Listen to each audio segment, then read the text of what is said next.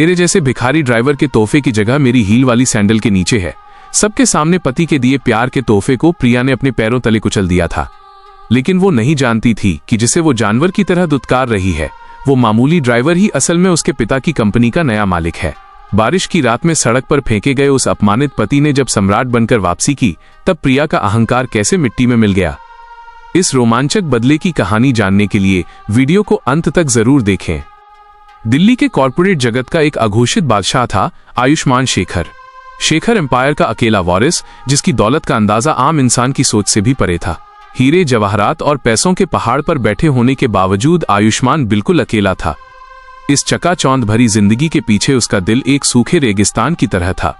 वो एक ऐसे जीवन साथी की तलाश में था जो उसके चेकबुक को नहीं बल्कि उसके दिल को चाहे। कहानी की शुरुआत होती है एक बादल छाए हुए सुबह से। आयुष्मान अपनी आलीशान ऑडी कार में ऑफिस जा रहा था। अचानक हाईवे के किनारे उसे एक कार खड़ी दिखाई दी। ड्राइवर बोनेट खोलकर धुआं उगलते इंजन को चेक कर रहा था और पास ही परेशान चेहरे के साथ खड़ी थी एक बेहद खूबसूरत लड़की। लड़की का नाम था प्रिया मल्होत्रा, शहर के एक नामी बिजनेसमैन विनय मल्होत्रा की इकलौती बेटी। आयुष्मान ने शीशा नीचे करके जैसे ही प्रिया को देखा, उसकी धड़कन थम गई। पहली नजर में ही वो प्रिया के प्यार में पड़ गया।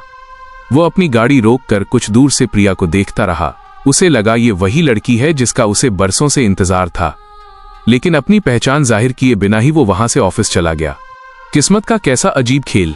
उसी शाम आयुष्मान ने अपनी ऑफिस के सीसीटीवी फुटेज में देखा कि वही लड़की उसके ऑफिस के रिसेप्शन पर बैठी है। पता चला कि विनय मल्होत्रा बीमार होने की वजह से उनकी बेटी प्रिया मल्होत्रा एक बड़े कंस्ट्रक्शन प्रोजेक्ट की डील फाइनल करने आई है। आयुष्मान ने छुपकर प्रिया को देखा, लेकिन सामने नहीं आया। उसने अपने पीए मिस्टर वर्मा को निर्देश दिया, मिस्टर वर्मा, वो लड़की जिस प्रोजेक्ट के लिए आई है, बिना किसी सवाल के उसे पास कर दीजिए और मीटिंग खत्म होने पर फाइल मेरे टेबल पर भेज दीजिएगा। प्रिया हैरान थी कि इतनी आसानी से डील कैसे मिल गई, लेकिन वो खुशी खुशी घर लौट गई। इधर आयुष्मान ने सोचा, अगर मैं आयुष्मान शेखर बनकर उसके सामने जाता हूं तो वो शायद मेरा पैसा देखकर हाँ कर देगी। मैं उसके सच्चे प्यार का इम्तिहान लेना चाहता हूं। इसी सोच के साथ आयुष्मान ने एक नया प्लान बनाया। उसे पता चला कि मल्होत्रा परिवार का पुराना ड्राइवर गांव जा रहा है और नौकरी छोड़ रहा है। आयुष्मान ने इस मौके का फायदा उठाया। उसने अपनी पहचान छुपाई और साधारण कपड़े पहनकर मल्होत्रा हाउस पहुंच गया। उसने खुद को पुराने ड्राइवर का रिश्तेदार सूरज बताया और काम के लिए विनती की। विनय बाबू ने उस पर भरोसा करके उसे काम पर रख लिया।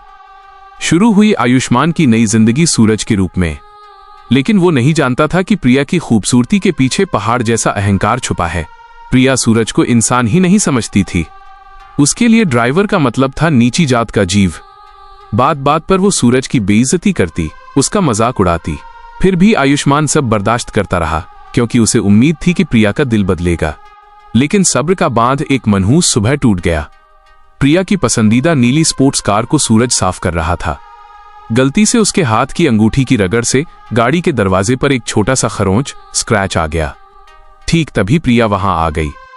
गाड़ी पर दाग देखकर वो आपे से बाहर हो गई। बिना कुछ सोचे समझे प्रिया ने जोरदार थप्पड़ जड़ दिया सूरज के गाल पर। गैरेज में थप्पड़ की गूंज सुनाई दी। प्रिया चिल्लाई, घटिया इंसान, तेरी हिम्मत कैसे हुई मेरी गाड़ी पर दाग लगाने की?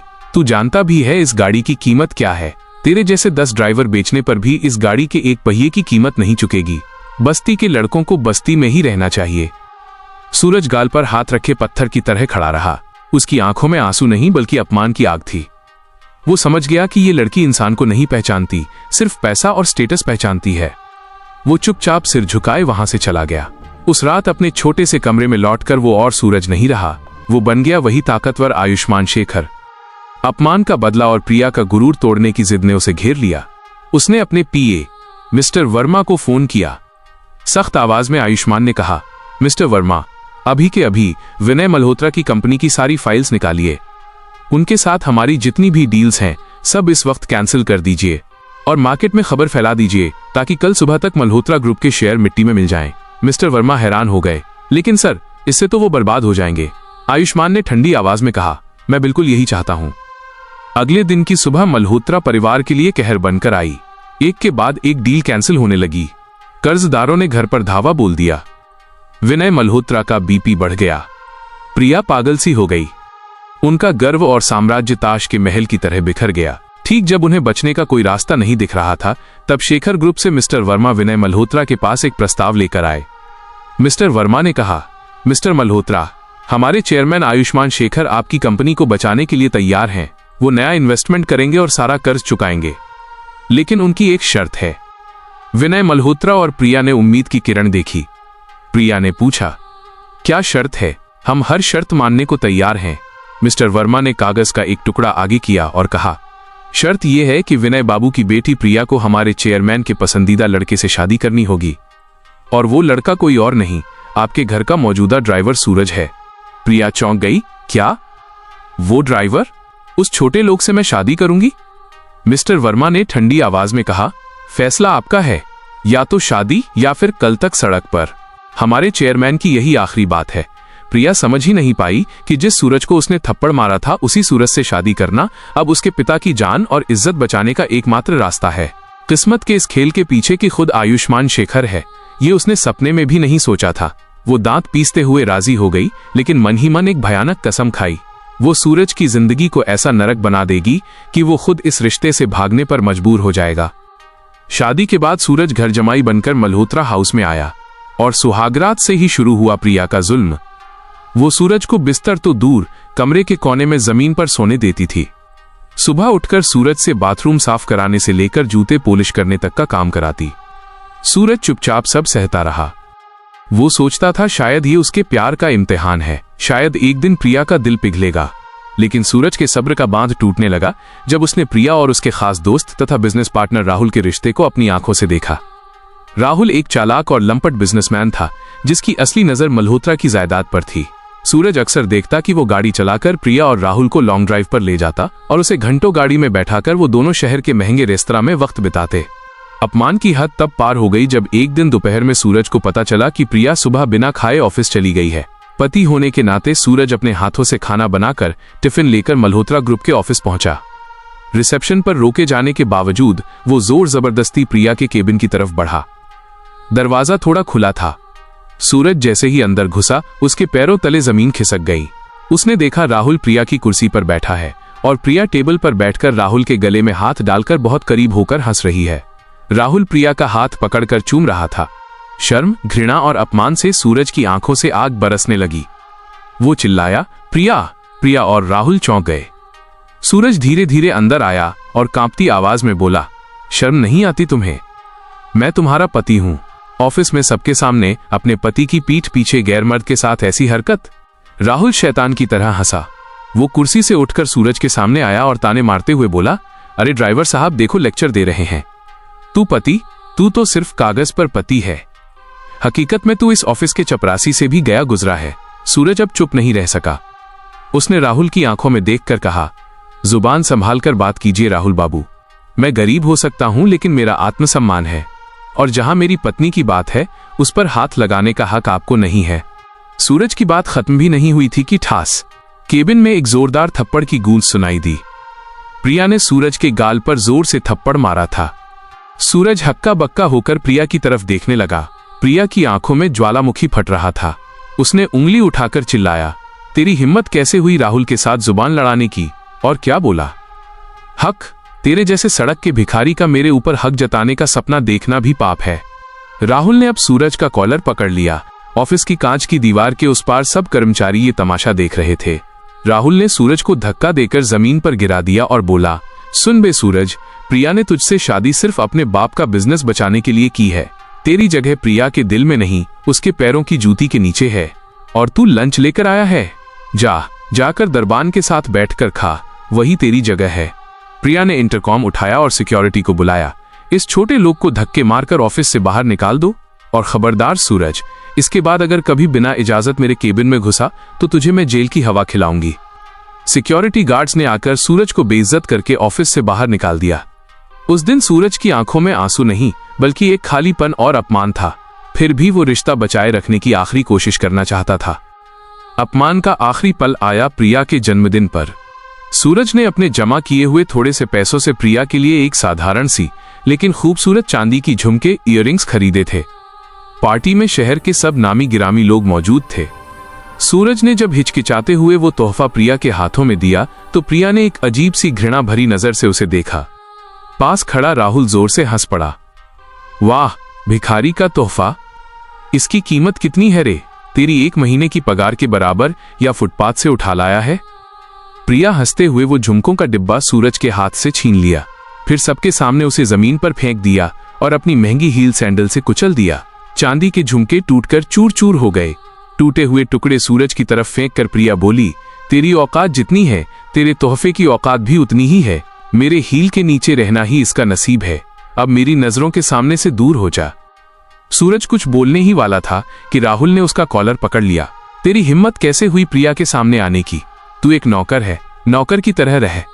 राहुल उसे धक्का मारते हुए दरवाजे की तरफ ले गया। प्रिया चिल्लाई, निकाल दो इस कचरे को मेरे घर से, इसकी गंदी परछाई भी मुझ पर नहीं पड़नी चाहिए। राहुल और दूसरे कर्मचारियों ने मिलकर सूरज को मारते मारते घर के बाहर कीचड़ में फेंक दिया। बाहर मूसलाधार बारिश हो रही थी। सूरज कीचड़ और पानी में लथपथ होकर सड़क पर पड़ा रहा। उसका शरीर और मन दोनों जख्मी थे। बारिश के पानी के साथ उसके आंसू मिलकर एक हो रहे थे। उस रात सूरज ने आसमान की तरफ देखकर एक भयानक कसम खाई, इस अपमान की एक एक बूंद का हिसाब मैं लूंगा। प्रिया मल्होत्रा, तुमने मुझे मेरी गरीबी के लिए नफरत की है, अब मैं तुम्हें तुम्हारे अहंकार के लिए बर्बाद करूंगा। इसके बाद कुछ दिनों तक सूरज का कोई पता नहीं चला। प्रिया और उसकी मां ने सोचा सूरज अपमान की वजह से भाग गया है। उन्होंने चैन की सांस ली। विनय मल्होत्रा बीमारी के कारण इन सब के बारे में कुछ नहीं जान पाए। इसके 1 हफ्ते बाद ही मल्होत्रा ग्रुप की सबसे बड़ी एनुअल गाला नाइट थी। ये इवेंट कामयाब होने पर उनकी कंपनी फिर से खड़ी हो सकती थी। प्रोग्राम के मुख्य अतिथि, चीफ गेस्ट, एक रहस्यमय बिजनेसमैन थे जिनकी पहचान गुप्त रखी गई थी। प्रिया और राहुल स्टेज के पीछे अपनी कामयाबी के सपने देख रहे थे। प्रोग्राम शुरू हुआ। हजारों दर्शक और मीडिया कैमरों के सामने जब अनाउंसर ने चीफ गेस्ट का नाम ऐलान किया तो हॉल में सन्नाटा छा गया। लेडीज एंड जेंटलमैन, अब स्टेज पर आ रहे हैं आज के प्रोग्राम के मेन स्पॉन्सर और एशिया के सबसे बड़े शेखर ग्रुप के chairman mister Ayushman Shekhar. Spotlight stage के बीच में पड़ी। धुएं के पीछे से एक शाही शख्सियत बाहर आई। महंगा इटालियन सूट, हाथ में रोलेक्स घड़ी और आंखों में वही जानी पहचानी लेकिन तेज नजर। रोशनी की चमक में जब सूरज स्टेज पर चढ़ा तो प्रिया और राहुल की सांसें रुक गईं। उनकी आंखों के सामने उनका खरीदा हुआ गुलाम, भिखारी ड्राइवर एक अविश्वसनीय सम्राट के रूप में खड़ा था। आयुष्मान के चेहरे पर एक ठंडी मुस्कान थी। उसने माइक्रोफोन हाथ में लिया और शांत लेकिन कड़क आवाज में कहा, शुभ संध्या। आप लोग शायद मुझे देखकर हैरान हो रहे हैं। मेरी एक और पहचान है। मैं सूरज हूं, मिस्टर मल्होत्रा के घर का पूर्व ड्राइवर, जिसे कुछ दिन पहले कुत्ते की तरह लात मारकर निकाल दिया गया था। दर्शकों में खुसुर फुसुर शुरू हो गई। आयुष्मान ने राहुल की तरफ उंगली उठाई। प्रोजेक्टर की स्क्रीन पर कुछ गुप्त दस्तावेज, डॉक्यूमेंट्स दिखने लगे। आयुष्मान ने कहा, मिस्टर राहुल, आपके प्लान तो बहुत सुंदर हैं, लेकिन दिक्कत यह है कि ये आपके नहीं है।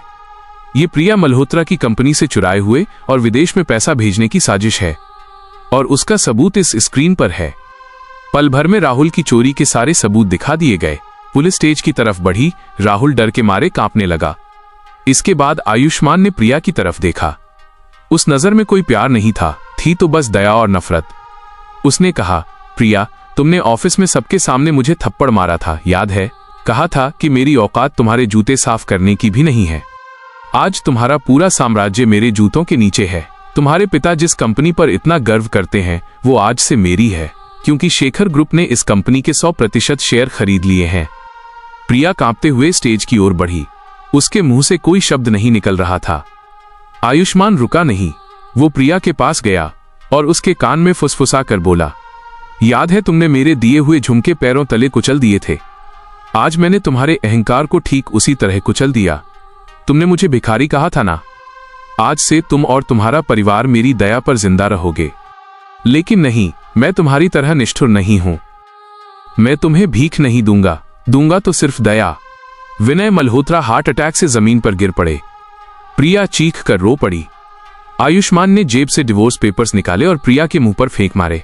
तुम्हारे जैसी एक धोखेबाज, चरित्रहीन और अहंकारी औरत के साथ रहने की मेरी कोई इच्छा नहीं है। साइन कर देना।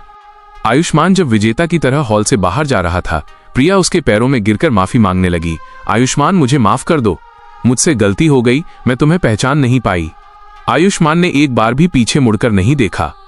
उसके कानों में सिर्फ प्रिया की चीख ही नहीं, उसके खुद के टूटे हुए दिल की आवाज भी गूंज रही थी। उसने बदला तो ले लिया, राहुल जेल जाएगा, प्रिया सड़क पर आएगी, लेकिन इस खेल में उसने खुद के अंदर छुपे उस सच्चे प्रेमी सूरज को हमेशा के लिए खो दिया। वो अब सिर्फ आयुष्मान शेखर है, एक ताकतवर लेकिन बेदिल बादशाह जो जीतकर भी बहुत अकेला है। तो दोस्तों, ये कहानी कैसी लगी कमेंट करके बताना न भूलें, और अगर अच्छी लगी हो तो लाइक, कमेंट और शेयर करके साथ रहें। आज के लिए बस इतना ही, मिलते हैं अगली कहानी के साथ, तब तक के लिए सबको बहुत बहुत धन्यवाद।